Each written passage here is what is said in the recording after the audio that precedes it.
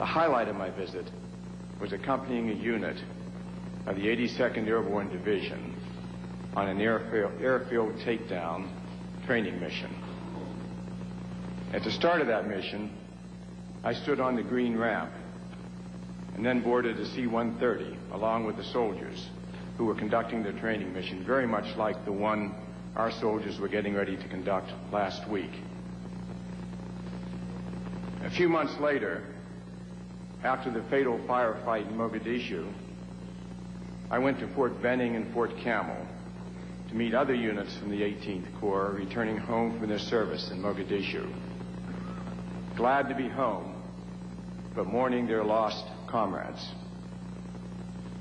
That firefight in October, plus the terrible accident last week, is a harsh reminder of the danger of military service, even in peacetime. Service is particularly dangerous for the all-Americans because you train to a razor's edge for the most difficult missions. You bring skills and knowledge to your duties that can only be gained by working to the highest and the most demanding standards.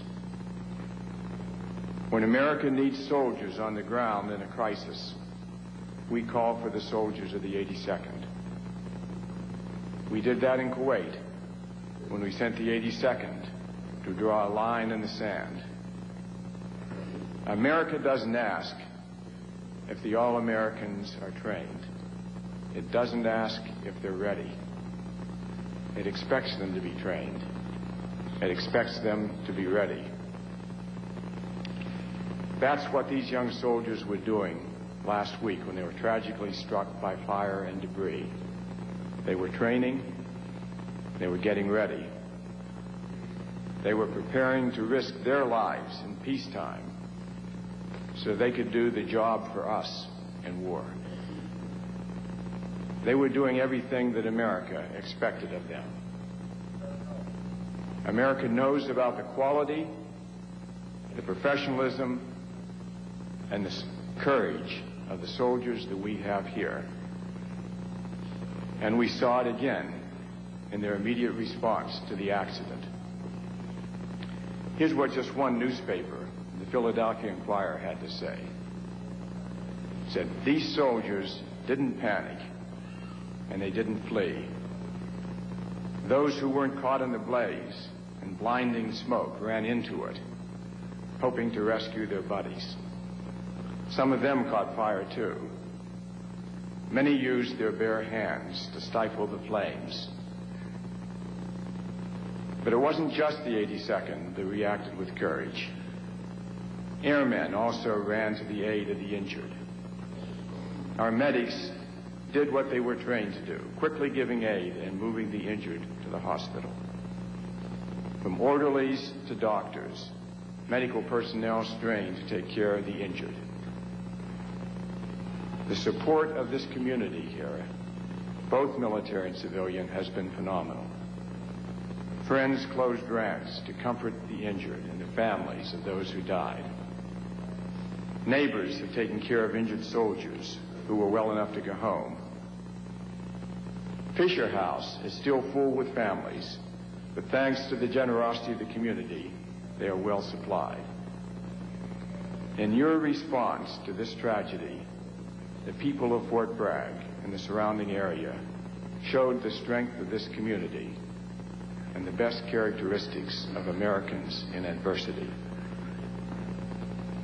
Military service demands sacrifice and bravery, not only of our soldiers, but also from the people who love them. Family members face long periods of separation and often endure agonizing uncertainty when soldiers are sent on hazardous missions. We owe a special debt of gratitude to the families who have waited, hoped, and suffered.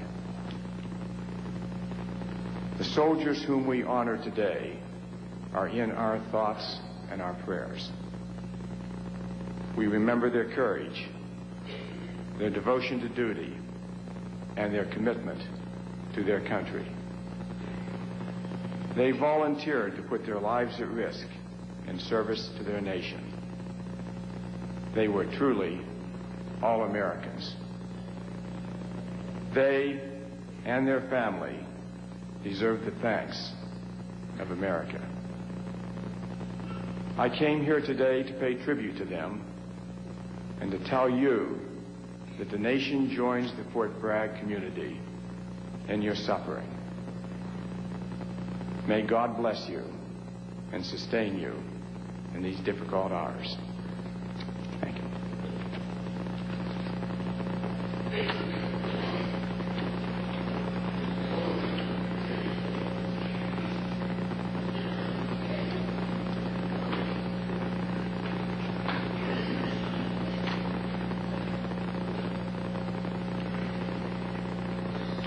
In an instant, we lost 23 paratroopers, and we sustained 67 other casualties. Many of those are still in area hospitals and at Brooke Army Medical Center.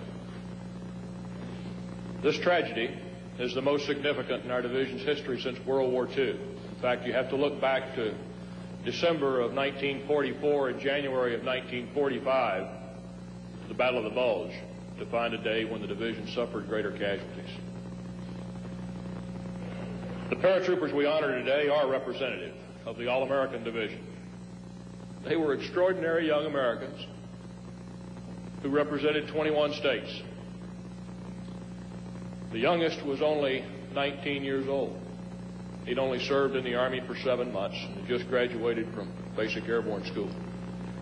He was at Green Ramp waiting to make his first jump with the 82nd Airborne Division. The oldest trooper was 35. He'd served for 10 years, most of it in the 82nd Airborne Division. All of these soldiers, not all, but most, had seen combat service in Panama and in Desert Storm, Desert Shield. Between them, they had more than 550 parachute jumps. They were captains waiting in line to command rifle companies in this division. They were staff sergeants and sergeants who served as rifle squad leaders, as rifle team leaders, and as combat support and combat service support technicians. And they were young, very young, enlisted men who were just starting their adult lives, starting their careers in America's Army and in the Airborne. They were devils in baggy pants from the 504th Parachute Infantry Regiment's 2nd Battalion, the White Devils. They were H- troopers from the 505th Parachute Infantry Regiment's 2nd Battalion, 2 Panther. They were many things to many people, but they shared a common bond, and that bond was that they were paratroopers. You could tell it in their spit-shine jump boots, by their maroon berets. You could tell it by the way they walked, by the way they talked, by their confidence, their pride, and their indomitable spirit. You could tell it in their salutes and the mottos they rendered when saluting. Mottos like strike hold and H-, airborne, and all the way, sir. They spoke with candor of values because they lived a special set of values. And in speaking of those values, they used words like courage and talked about both moral and physical courage. They talked about commitment to their families, to their God, to their nation, to their buddies. They talked about competence, the thrill of knowing that they had finally learned their job as a rite of passage into their team, their squad, their platoon, or company. All of us can gain solace in knowing that we served with them. They were the sons of America, the very best our nation has to offer. That we served together with these men as a part of the nation's contingency force. That their youth, commitment, and talents were a constant source of strength all around them. They were a part of a national treasure, and they will forever be a part of the 82nd Airborne Division, America's Guard of Honor. But today they also join a higher order and serve as a member of the Almighty's Guard of Honor. We know that they will proceed on their journey